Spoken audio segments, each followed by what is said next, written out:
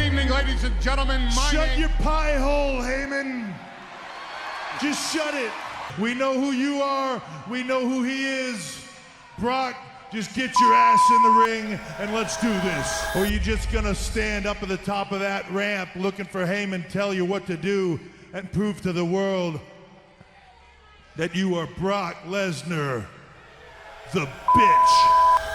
He came back without warning, without an announcement, and without any intention of playing by the rules anyone else had set. Brock Lesnar had been gone from professional wrestling for 8 years. 8 years spent chasing NFL dreams, fighting the most dangerous men on the planet inside a UFC octagon, and building a reputation as the most legitimately terrifying athlete in combat sports. When he walked back through WWE's doors in April 2012, nobody in that building was quite prepared for what he had become. This was no longer the young, hungry monster who had taken the company by storm a decade earlier. This was something colder, something harder, something that had been sharpened by real violence into a weapon that sports entertainment had never truly seen before. And when Brock Lesnar decided that championships were too small a prize, that the only target worth hunting was the most powerful man in the entire company, the chief operating officer, the Cerebral assassin, the King of Kings himself, Triple H suddenly found himself in a fight that had nothing to do with storylines or television ratings or WrestleMania moments. It had everything to do with survival, and neither man would walk away from it unchanged. But to understand why it reached that point, why a rivalry between two of the most powerful figures in professional wrestling became something that felt genuinely dangerous every single time they shared the same space, you have to go back to the beginning, not to the first punch or the first broken bone, but to the moment Brock Lesnar decided that coming back to WWE meant something entirely different from what anyone in management had anticipated. When Lesnar returned on the Raw after WrestleMania 28 in April 2012, the reaction inside that arena was unlike anything WWE had produced in years. The crowd erupted because they remembered what Brock was, what he had been in his first run, a wrecking ball in human form who had demolished everyone placed in front of him and collected championships like most people collect memories. They expected that version of Brock to walk through the curtain and immediately set his sights on whoever held the title at the top of the card. That was the natural order of things. That was how returns like this were supposed to work. What nobody expected was for Brock to walk past the championship picture entirely and go straight for John Cena, making it immediately clear that titles were not what had brought him back through that curtain. Managing that return, negotiating Brock's contract, and handling the business side of his arrival fell to Triple H in his role as WWE's chief operating officer. On the surface, it looked like a straightforward arrangement, a powerful executive bringing a valuable asset back into the fold and setting the terms of his involvement. Triple H believed it was a business relationship, a transaction between two professionals who understood what each side wanted from the arrangement. What he did not fully appreciate in those early weeks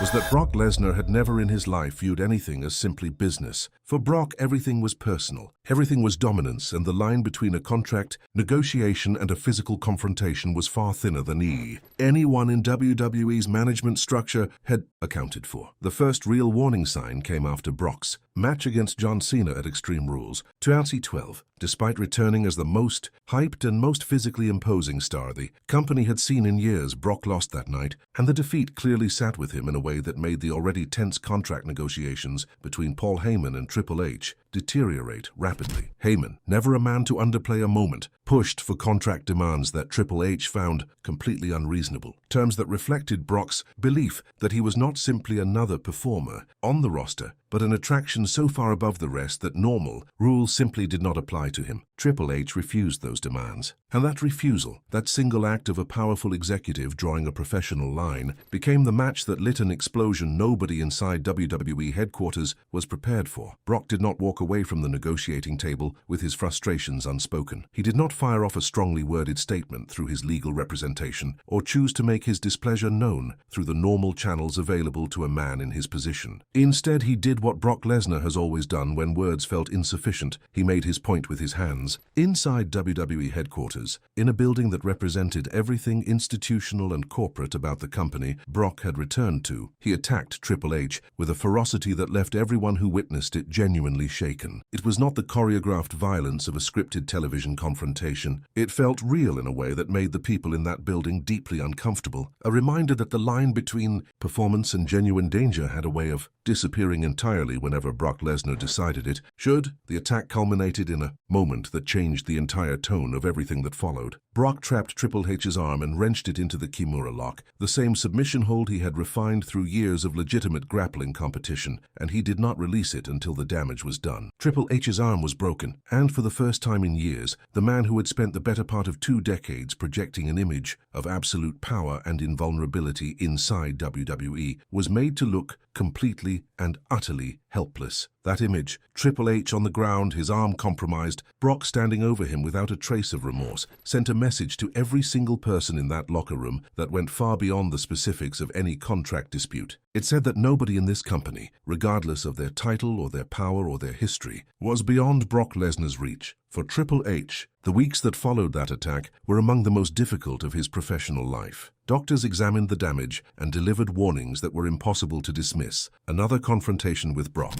another submission attempt on that same arm, could result in permanent injury that went well beyond anything the wrestling business had prepared him for. Stephanie McMahon, his wife both on screen and in real life, pleaded with him to let it go, to recognize that some fights were not worth the cost they carried. Shawn Michaels, his closest friend in the business and a man who understood better than almost anyone what it meant to carry a rivalry beyond the point of wisdom, urged him to walk away and accept that Brock had simply taken this one. The people who cared about Triple H most were unified in their message, and Triple H heard every word they said, considered it carefully, and then did exactly what anyone who truly knew him should have expected. He challenged Brock Lesnar to a match at SummerSlam 2012, because for Triple H, the calculation was never purely about physical risk or medical warnings or the concerned voices of the people around him. It was about something that sat far deeper than any of that: his legacy, his identity, and his absolute refusal to allow Brock Lesnar to define the final chapter of his in-ring story. He had built 30 years of reputation on the idea that he was the cerebral assassin, the man who always found a way, the most resilient and calculating competitor in the history of the business. Allowing Brock to break his arm inside a corporate office and walk away without consequence was not something Triple H's entire sense of self was capable of accepting. This was no longer about revenge in any simple sense of the word. It had become a fight for the very identity he had spent his entire career constructing. SummerSlam 2012 arrived carrying a weight that felt different from most pay-per-view main events, and from the opening moments, it delivered on every expectation that weight had created. The match was marketed as the perfect fighter against the cerebral assassin, a collision between 2 completely different philosophies of what professional wrestling's version of toughness truly looked like. Brock brought the raw, legitimate danger of a man who had competed at the highest levels of combat sports. Triple H brought the accumulated experience and psychological cunning of someone who had spent 3 decades learning how to win matches that had no business being won. What followed was one of the most physically brutal encounters of WWE's entire PG era, a match that repeatedly tested the boundaries of what the company's programming would allow and somehow always found a way to push slightly further. Triple H fought with everything he had brought into that building. He targeted Brock's previously injured abdomen, the one vulnerability in an otherwise impenetrable physical package, digging into it with a relentless focus that suggested he had studied his opponent with the kind of obsessive attention the Cerebral Assassin nickname had always promised. He survived multiple Kimura Lock attempts, each one more desperate and more damaging than the last, refusing to submit even when his body was sending signals that most human beings would have immediately obeyed. The crowd inside the Staples Center willed him forward with every near escape, wanting desperately to believe that preparation and heart and experience could overcome the kind of pure physical dominance Brock represented. But professional wrestling, like life, does not always deliver the ending the crowd deserves. Brock locked in the Kimura one final time, wrenching Triple H's already damaged arm with a leverage and intensity that left no room for escape. The referee watched closely. Triple H fought it. He clawed at the mat, searched for a rope, tried to power through the pain the way he had powered through everything the business had thrown at him across 3 decades. But this time there was no pathway out. His body gave up what his mind refused to surrender,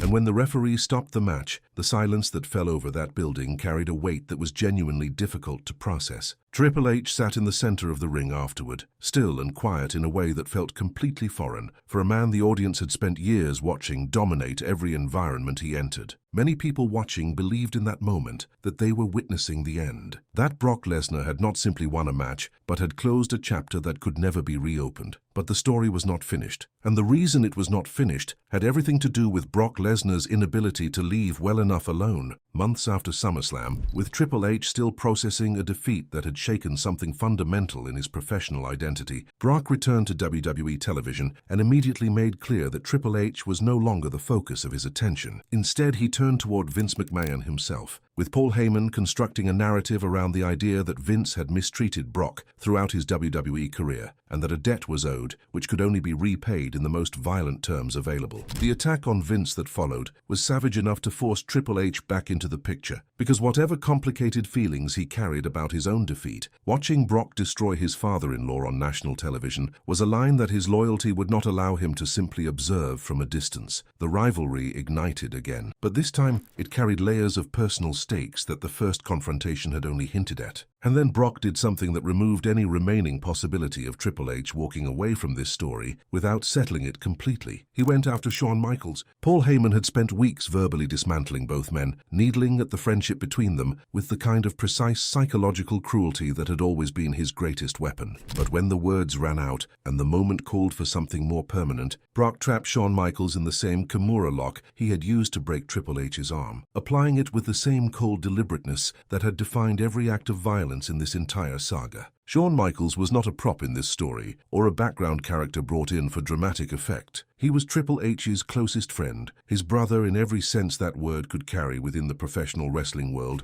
and watching him fall victim to the same hold that had already taken so much from this rivalry, transformed everything Triple H was feeling into something that went beyond professional pride or personal ego entirely. Triple H challenged Brock Lesnar one final time, and this time the stakes were raised to a level that made every previous confrontation feel like a rehearsal. If Triple H lost, his in-ring career was finished, not as a storyline suggestion or a dramatic possibility, but as an official, binding stipulation that would close the door on everything he had built over 30 years in the business. Shawn Michaels stood in his corner at WrestleMania 29. Paul Heyman stood with Brock. And what unfolded over the next 30 minutes became one of the longest, most brutal and most emotionally exhausting matches in WrestleMania history. Steel steps were used as weapons. A steel chair entered the equation. The sledgehammer, Triple H's most iconic weapon, made its appearance. Kimura locks were applied and survived. Near falls came and went, each one pulling the crowd in a different direction, each one leaving the outcome feeling genuinely uncertain in a way that the very best matches always managed to achieve. When Triple H finally hit the pedigree and covered Brock for the 3 count, the release of emotion inside that building was overwhelming, but even that victory could not close the story permanently, because Paul Heyman refused to allow it to end cleanly. He convinced Brock that the WrestleMania result was a fluke, a single aberration in a rivalry that the statistics clearly favored in Brock's direction, and one final confrontation was arranged inside a steel cage at Extreme Rules 2013. The match was every bit as violent as everything that had come before it, with the cage serving as both weapon and prison for 2 men who had inflicted more damage on each other than most rivals accumulate across an entire career. When Shawn Michaels accidentally superkicked Triple H at a critical moment and Heyman seized on the chaos to turn the tide one final time, Brock escaped the cage to claim the victory and end the rivalry on his own terms. It was a conclusion that offered no clean resolution, no triumphant final image, no single moment of pure catharsis, just 2 exhausted, battle-scarred warriors, finally stepping back from a war that had taken far more from both of them than either had originally been prepared to give.